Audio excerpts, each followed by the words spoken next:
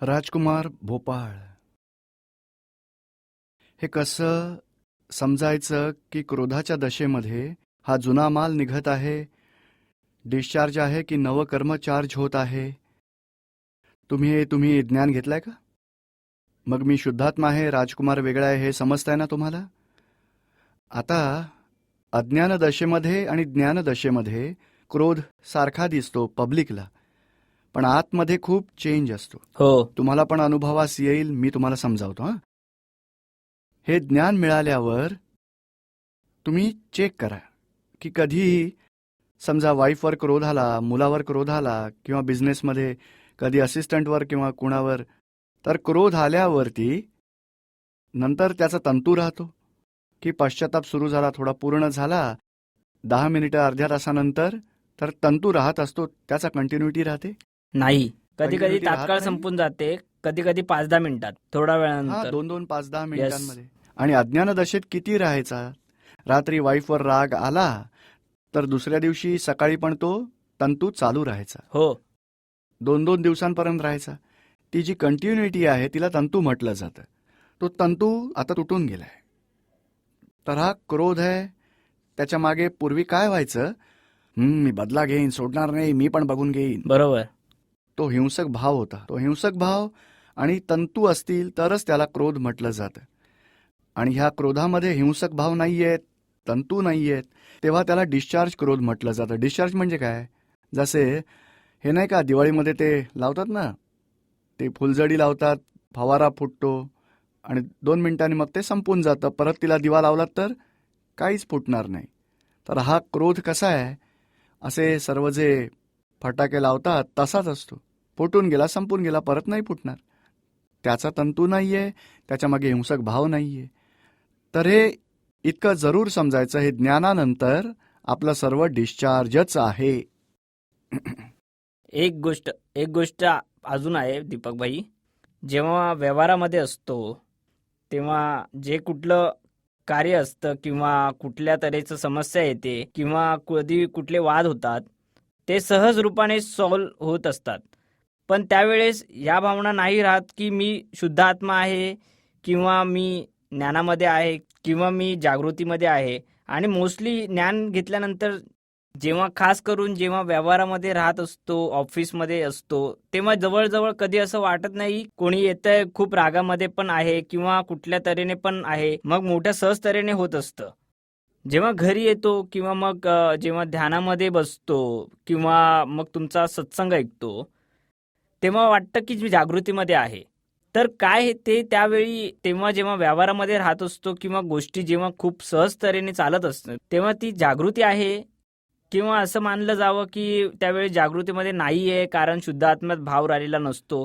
नाही, ॲक्च्युली जी कर्म तुम्ही सहजतेने पूर्ण करत असतात, तिथे ते आपल्या जागृतीने नाही नाही का सांगितलं, 15 डिग्रीची जागृती आहे आणि 5-10 डिग्रींचा कर्मांचा फोर्स आहे, तर सहज भावाने पूर्ण होतील. आणि कधीकधी खूप मोठी फोर्सिबली कर्म आहेत, त्यावेळेला तुम्हाला असं वाटेल माझी जागृती कुठे निघून गेली, गुप्त झाली.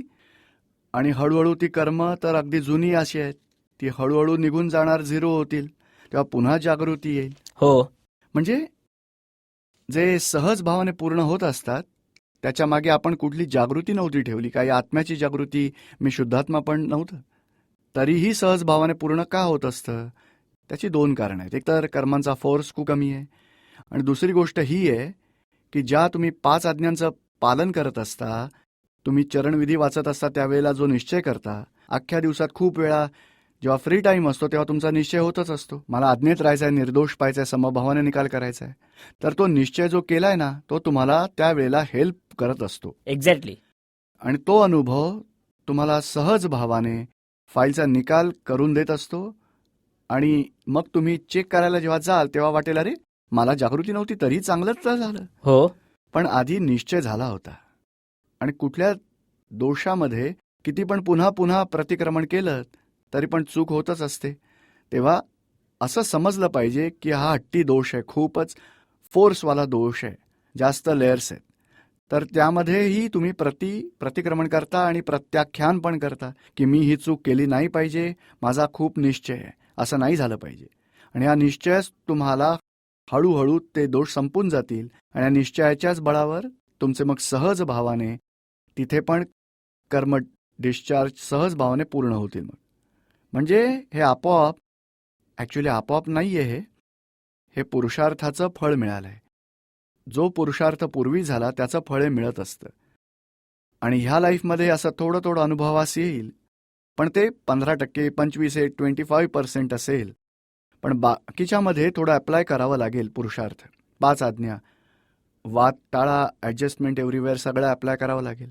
आणि नेक्स्ट लाईफमध्ये तर अख्खं लाईफ सहज भावाने ज्ञान राहीलच राहील. मग ही जी भ्रांती आहे की मी जी सहज भावाने ज्या वेळेस माझं कार्य होत आहे, की जी भ्रांती आहे की ज्ञानामध्ये नाही राहिलोय. ज्ञानामध्ये नाही राहिलोय किंवा ही जागृती आहे, याला कसं संपवून टाकायचं आणि जागृत दिशेला आणखीन कसं वाढायचं? ह्यासाठी एक साधा प्रयोग आहे. जेव्हा प्रोग्राम काही पण समजा तुम्ही ऑफिसचं काम पूर्ण करून जर घरी आलात, घरी पोहोचलात, फ्रेश होऊन थोडा वेळ बसा आणि चेक करा की कोण भेटलं होतं, कुणाशी रागद्वेष काही झालाय का, समभाव राहिला, निर्दोष पाहिलं, दोषी पाहिलं, शुद्धात्मा पाहिलं, नाही पाहिलं, ते मग जरा रिसेट करत चला. मग हळूहळू तुमची जागृती वाढतच जाईल. 5 आज्ञांमध्ये माझी कुठे चूक भूल झाली, परत कशी ठेवली पाहिजे, तो निश्चय मजबूत करत जा आणि थोडं चेक पण करा. कारण हे कृपेचं फळ तुम्हाला सहजतेनं व्यवहार पूर्ण होत जातात आणि थोडा पुरुषार्थ तुमच्यातर्फे होईल ना, तर फोर्स प्रोग्रेस खूप जास्त होईल. तर ह्याच्यासाठी अर्धा तास काढा. मला 5 आज्ञांमध्ये बघा जास्तीत जास्त राहायचं आहे, कुठे माझी 5 आज्ञांमध्ये राहायला चूक भूल झाली चेक करा. तोच सगळ्यात मोठा उपाय आहे. जय सच्चिदानंद. शिवादास, केरळ. आत्म्याची सुरुवात कशी आहे? आत्म्याची सुरुवात, आत्मा अविनाशी आहे की विनाशी आहे? अविनाशी. मग अविनाशीची सुरुवात कशी होईल सांगा? कारण अविनाशी त्यालाच म्हटलं जातं ज्याची कधी सुरुवात होतच नाही, कधी त्याचा अंतही नसतो. तर आत्मा होता, आहे आणि राहणार. तर झालं काय आहे? आत्मा, आता एक्झॅक्टली जगात काय होतं, 3 प्रकार असतात. 3 प्रकारचे आत्मा.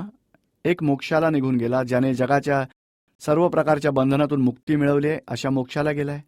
मोक्षगती मिळवली असा आत्मा, त्याला मुक्त आत्मा म्हटलं जातं. सिद्ध भगवान, नमो सिद्धाणम म्हणतात ना. आता दुसरा आत्मा जगामध्ये आहेत. 1 इंद्रिय ते पंचेंद्रिय दिसतात जे अनुभवाला येतात. आणि 2 आणि पुढे जो एक आहे त्याला अव्यवहार राशी म्हटलं जातं, जो व्यवहारात पण नाहीयेत. टोटल आवरणामध्ये, कम्प्लीट डार्कनेसमध्ये. डार्कनेस म्हणजे आतमध्ये तर फुल लाईट आहे, पण त्याच्यावर टोटल आवरण आहे. जसा 1000 वॉल्टचा एक बल्ब आहे, त्या पॉटमध्ये ठेवला, त्याला सील करून टाकलं, तर उजेडाचं एकही किरण बाहेर नाही निघणार. निघेल का? नाही. तर असे आत्मे जे टोटल आवरणामध्ये आहेत, असे अनंत आत्मे आहेत. त्यांना निगोध म्हटलं जातं, त्यांना अव्यवहार राशी म्हटलं जातं. त्यांची जगामध्ये एंट्री पण झाली नाहीये असं म्हटलं जातं. एक जीव, एक आत्मा मोक्षामध्ये जातो तेव्हा एक आत्मा व्यवहारात एंटर होत असतो. आणि आवरण कुठल्या गोष्टीचं आहे? ॲटम्सचं आहे, परमाणूंचं.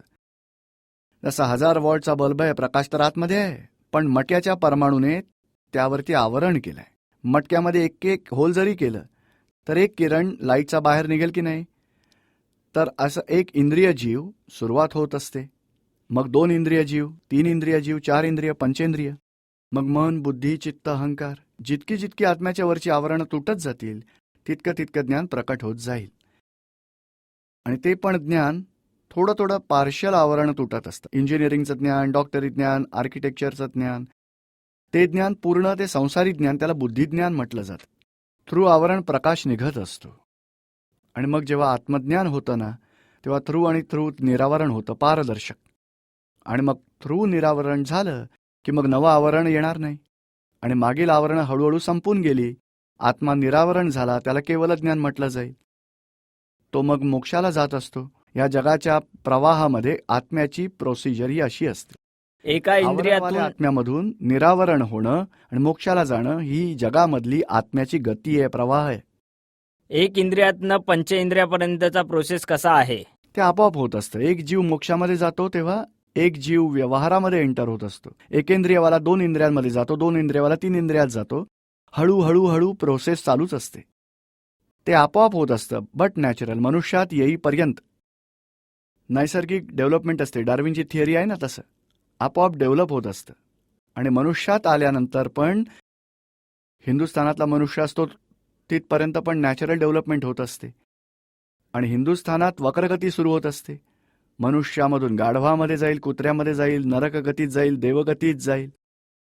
बघा, मनुष्यात येईपर्यंत नैसर्गिक डेव्हलपमेंट आहे.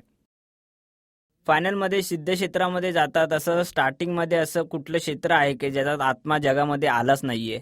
नाही, या 4 गती त्याच आत्म्याच्या आहेत. या जगात ॲक्च्युली नाही आला, या जगामध्येच आहे, पण जगामध्ये व्यक्त झाला नाहीये. आवरण इतकी आहेत, सक्रियच झालेलं नाही. निगोध म्हटलं जात आहे. ब्रह्मांडाच्या आतमध्येच, लोकामध्येच आहे. जगामध्ये नाहीये अशी जागा आत्मा नाहीच आहे. जो आत्मा आहे ना, परमाणू आहेत, दुसरे अविनाशी तत्व आहेत, त्यालाच जग म्हटलं जातं, त्यालाच लोक म्हटलं जातं.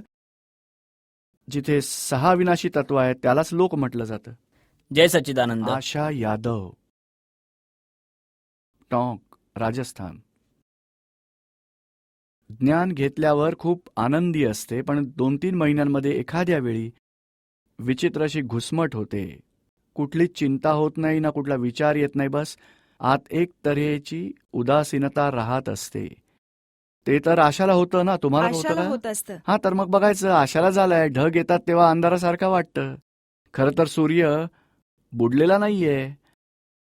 असा आत्मा तर असणारच असणार, पण आवरणं काही येत असतात, म्हणून थोडं अहंकाराला सफरिंग येत असतं. आशाचा जो अहंकार आहे त्याला दुःखासारखं, गुदमरल्यासारखं वाटतं, तर ते तुम्ही जाणून घ्या, त्याला वेगळं ठेवा. मग आपोआप ते पण आवरण निघून जाईल. या जगामध्ये काय आहे, तुम्हाला तर दुःख आणायचं नाहीये, पण ह्या जगात आपली कुणाबरोबर नाती वगैरे असतातच ना.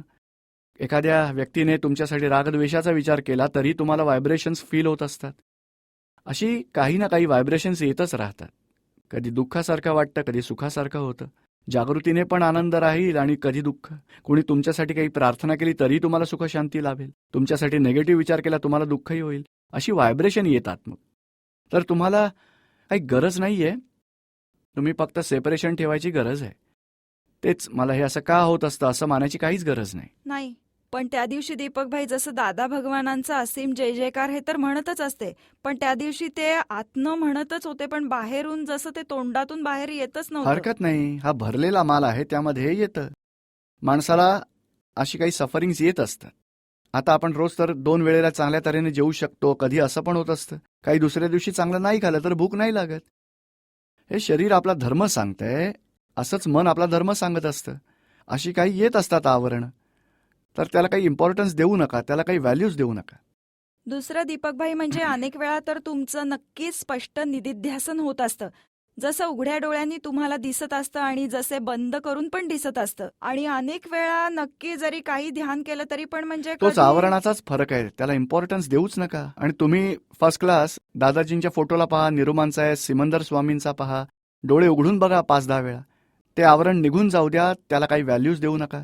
आवरणं जातील तर मग परत निदिध्यासन खुलं होणार. नाही, मग कधी कधी आतून अशी आशा केली जाते, बुद्धी दाखवत असते, पण सांगू शकते जसं तुम्ही नाहीयेत, जेव्हा बंद डोळ्यांनी निदिध्यासन होत नाही तर असं होतं की बाबा मी तर त्यामध्ये मूर्तीचं पण दर्शन करते, म्हणजे असं कधी कधी हे असंच होत असतं. बघा, आता तुम्ही घरामध्ये उभे आहात आणि बाहेर पाऊस पडतोय आणि तुम्ही काचेतनं बाहेर बघायला जाल तर काहीच दिसणार नाही, असं होतं की नाही? पण तुमचे बघणाऱ्याचे डोळे बिघडलेत. तुम्ही तर चांगले आहात, सगळं अगदी सलामत आहात, तुमचं सगळं काही नीट आहे, फक्त बाहेर काचेच्या बाहेर काही आवरण आलं म्हणून दिसत नाहीये. तर समजून जायचं की आशाला काही आवरण आलेत म्हणून दिसत नाही, पण बघणारी मी तर शुद्धच आहे, स्पष्ट आहे, माझ्यात काहीच दोष नाहीये. आवरण निघून जातील, पाऊस बंद होईल, मग तुम्हाला आरपार दिसेल. भाजीवाला आलाय, दुसरं कोणी रस्त्यावरून चाललाय, गाडीवाले दिसतील. तर काच ती काचेच्या जागेवर आहे, बघतोय ते दृश्य दृश्याच्या जागेवर आहे. मध्ये काही आवरण आली तर दिसत नव्हतं, पण तुम्ही बघणाऱ्या तर शुद्धच आहात, तेवढंच समजून घ्यायचं. मला समजत नाहीये हे, त्याला पण समजणारा आत्मा आहे. समजत असतं त्याला पण जाणणार आहे. आत्मा आता आशाला किती समजत असतं, किती स्पष्ट दिसतं, किती निधिध्यासन स्पष्ट असतं, अस्पष्ट असतं. सर्वांना जाणलं तेच माझं स्वरूप आहे, तोच मी आहे. तितक्या समजामध्ये राहा तुम्ही. दीपकभाई, एक प्रश्न आणखीन आहे. जेव्हा म्हणजे फाईल 2 आणि मी एकत्र चरणविधी करतो तेव्हा मी म्हणजे इतकी आनंदी असते, जसं म्हणजे पूर्ण चरणविधीमध्ये दादा भगवान बिलकुल स्पष्ट, त्यांचं निधिध्यासन पण राहत असतं. म्हणजे आतनं असं पण असतं की आशा खूप चांगला चरणविधी पण एकटी करते तेव्हा असं नसतं होत. पण फाईल 2चा प्रॉब्लेम हा आहे की नेहमी असं सांगतात की आता मी सत्संगाला येईल, मग आल्यावर सुरू करणार, मग 1-2 दिवस करतील, परत 3ऱ्या दिवसापासून बंद. पण म्हणजे पूर्वी तर मी सांगायचे, आता मी सांगणंही बंद केलंय. पण तरी पण म्हणजे तो आनंद माहिती नाही त्यांच्या सकट करते तरी इतका असतो की तो त्यामध्ये फरक असेलच ना, कारण ते म्हणाले तर तुम्हाला म्हणत बसायची गरज नाहीये. दादांचं ध्यान करत राहा. आणि इथे तर तुम्हाला म्हणावं लागतं, हे विरागी निर्विकारी, अरे दुसरी लाईन कुठली येईल? मग विसरला तर परत आठवावं लागतं. तर जे ध्यान निधी ध्यासनामध्ये होतं ते बंद झालंय, वाचण्यात आलंय. आणि त्यामध्ये तर कुठे ध्यान किती आहे, कुठे आहे, कुणाला माहीत. दादा भगवान दिसतच राहतील. पण दोन्ही बरोबर आहे. जे काही होत आहे त्या वेळेला ते करेक्ट आहे. हा, एक दीपकभाई, म्हणजे ह्या ज्ञानानंतर द्वेष तर बंदच झाला, गेलाच आहे. कधी थोडा थोडा होत असतो, पण म्हणजे ज्ञान हजर होतच असतं व्यवस्थितचं. पण म्हणजे रागाचं तर आहे, रागाचं पण ह्यामुळे होत असतं की बाबा आपलं जे जसा जास्त बाईला असतोच की तो पतीच्या प्रती मातेला पण हे ज्ञान मिळावं, भावाला पण मिळावं, त्यांच्यासाठी खूपच होत असतं. आणि म्हणजे जास्त यामध्ये जास्त केलं जातं ह्यासाठी म्हणजे प्रार्थनेमध्ये त्यांचं म्हणजे प्रतिक्रमण, आणि सर्वात जास्त म्हणजे यामध्ये जातं की बाबा त्यांना हे ज्ञान मिळावं मिळावं मिळतच राहावं. पण त्यांचे अंतराय आहेत की काय आहेत की म्हणजे नाही, पण भावना ठेवा, काही ना काही योग जुळतील. हा, आणि सर्वच हळूहळू ज्ञान मिळवतात. भले 2-4 वर्षांनी पण मिळतच सगळ्यांना. काही योग जुळून येतील कधी ना कधी. श्रीमती मनीषा सच्चिदानंद. शास्त्री, दादा भगवंतांनी सांगितलंय की परिणाम व्यवस्थित आहेत, तर प्रयत्न पण व्यवस्थितच्या अनुसारच होतात का? हां, तुम्हाला प्रयत्न म्हणायचं आहे ना? प्रयत्न, त्यामध्ये 2 शब्द आहेत, प्रयत्न आणि प्रयत्न करणारा. तर प्रयत्न करणारा डिस्चार्ज अहंकार आहे. आणि डिस्चार्ज अहंकार जो काही प्रयत्न करतोय तो व्यवस्थितच्याच ताब्यात आहे. आणि परिणाम जो येतो मग त्यालाही व्यवस्थितच म्हटलं जातं. पण आधी अज्ञानता होती, मीच मनुष्य आहे, मीच करता आहे. ती अज्ञानता निघून गेल्यावरती मी करता आहे ते तर सुटलं, म्हणजे चार्ज इगोइझम निघून गेला. आता डिस्चार्ज इगोइझम आहे. आता डिस्चार्ज इगोइझम आहे तो संपून गेला नाहीये. यासाठीच दादाजींनी हा शब्द दिलाय की तुम्हाला आता प्रयत्न करायचा आहे. प्रयत्न करायचा आहे तर मनुष्याला म्हणायचं प्रयत्न कर, चांगल्या तऱ्हेने कर. पॉझिटिव्ह प्रयत्न, पॉझिटिव्ह एफर्ट्स लास्ट मोमेंटपर्यंत कर. पण काही प्रयत्न नाही होऊ शकत तेव्हा असं वाटतं की कदाचित जे परिणाम व्यवस्थित आहेत त्यानुसारच हे प्रयत्न होत आहेत आपले. खरी गोष्ट आहे. आणि ज्यामध्ये होऊ शकत नाही तेव्हा समजून जायचं व्यवस्थित काय आहे, चेक करा. मग निगेटिव्हिटीच्या कारणाने असं होत असतं का? नाही, ही निगेटिव्हिटी नाहीये. तुम्ही निपक्षपाती भावामध्ये राहाल तर तुमच्या लक्षात येईल की मी प्रयत्नांमध्ये नेगेटिव्ह नाहीच आहे. योगच जुळून नाही येत आहेत. आणि योग जुळून येत नाहीत त्यासाठी वाटेल की हे कार्य असफल होणार असं दिसतंय. हा, बरोबर आहे. आणि जे सफल होणार असेल ते योग जुळून येतात, प्रयत्न पण होत असतात. पण तुमच्यातर्फे योग जुळून येत नाहीयेत. तर तुम्हाला समजा सफलता मिळवायची आहे तर तुम्ही 10 मिनिटं दादा भगवानांचा असीम जय जयकार असो, त्रिमंत्र म्हणा, काहीतरी उपाय करा आणि पुन्हा प्रयत्न चालू करा. कारण हे योग जसा ट्रॅफिक आहे, तुम्ही ऑफिसमधून निघालायत आणि घरी पोहोचायचंय, मध्ये ट्रॅफिक लागला तर तुम्ही परत जाता का? हा रस्ता नाही तर तुम्हाला माहिती आहे की 10 ठिकाण आहेत, तिथे मागे मग पुन्हा रिव्हर्स घेणार दुसऱ्या गल्लीतून पुन्हा आपल्या घरी जाण्यासाठी. तिथेही जर ट्रॅफिक लागला तर पुन्हा यू टर्न माराल, दुसरा रस्ता. तर तुमचा प्रयत्न घरी पोहोचण्याचा चालूच राहील.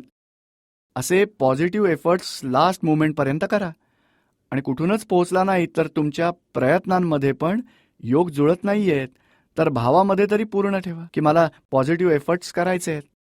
मग त्याचं असं मानायचं का की आम्ही लक्ष नाही बनवू शकत त्यासाठी? काय? की काही प्रयत्नांसाठी उद्देश बनवावे लागतील काय? नाही, साधी सरळ गोष्ट आहे. प्रयत्नांसाठी उद्देश नाहीये, ध्येय पोहोचायचा उद्देश आहे. घरी पोहोचण्याचं लक्ष असलं पाहिजे. मग कुठला रस्ता पकडायचा तो प्रयत्न आहे. प्रयत्नांचं लक्ष ते संयोगाधीन आहे आणि ध्येयाचं लक्ष मुख्य गोष्ट आहे. आपलं ध्येय काय आहे? फाईल आहे. समभावाने निकाल करायचाच आहे. सर्वांना निर्दोषच बघायचं आहे. सर्वांना शुद्धात्माच बघायचं आहे, असं आपलं लक्ष आहे. दीपक भाई, एक गोष्ट आणखी सांगू इच्छिते. जेव्हापासून तुमचं ज्ञान घेतलंय मी खूपच जास्त क्रोधी आहे. खूपच अंतर आलंय आता, कमीत कमी 70%. आणि पूर्वी मी जैन आहे, तर ना मी कृष्ण भगवानांना मानायचे ना रामाला, म्हणजे नमस्कार पण नव्हते करत. पण आता जसं पार्श्वनाथाला पाहिलं किंवा महावीरला पाहिलं, आणि ते कुठल्याही धर्माचे असो, मला स्वतःलाच एक अहोभाग्य असं वाटतं की हे अहो मी कुठे होते, कुठे भटकत होते मी. पण आता ह्या सर्वांना पाहिलं तर खूपच बरं वाटतं. खूपच हे चांगली नाही गोष्ट आहे. समजत आता की हा जैन आहे की हा वैष्णव धर्माचा आहे. सर्वांमध्ये अहोभाग्य दिसतं मला. तेव्हा तीच दृष्टी मिळवण्यासाठी ही गोष्ट होते की तुम्ही पक्षपातातून बाहेर निघा. घरामध्ये पण पक्षपात झाला तर हस्बंड वाईफना किती दुःख हां. होतं. आणि नाही का, माहेरचं जास्त बोलायला लागला तर हस्बंडला किती दुःख होतं. तर घरामध्ये पण पक्षपात तुटला तर किती शांती राहील. मग धर्मामधलाही पक्षपात सुटला तर जगात किती शांती राहील. आणि दादाजींची हीच भावना आहे. हं. सिमंदर स्वामी, आम्ही जैन असून पण आम्हाला नव्हती आयडिया की सिमंदर स्वामी रोज पूजा करायचे. बाकी आम्हाला आयडिया नव्हती इतकी. पण यांचं जेव्हापासून महत्व हां, नव्हतं कळलं. सिमंदर स्वामींचं ऐकलं, त्यांची रोज भक्ती करते, आता तर तेच काम करते. जेव्हा मी तीच पूजा करते तेव्हा खूपच आनंद मिळत असतो. आणि तिथे कशाय नाही बनत, मान कशाय. पूर्वी खूपच मान कशाय येत असत की मी पूजा करते, हे करते, तर आता नाही येत. आणि दुसरं आणखी एक त्यानं खूप मोठं असं झालं की सासरच्यांशी माझं काही म्हणजे आपापसात वैर किंवा काही असेल, जेव्हापासून मी प्रतिक्रमण केलं आणि सिमंदर स्वामी दादा भगवानांची आज्ञा मानली, तर आपोआपच 12 वर्षांचं वैर आपोआप खूप कमी झालंय. खूपच छान. आपोआपच असं. तेच तर, प्रतिक्रमणामध्ये इतकी पॉवर आहे की दोष संपून जातात, वैर संपून जात असतं. जय जय सच्चिदानंद. सच्चिदानंद.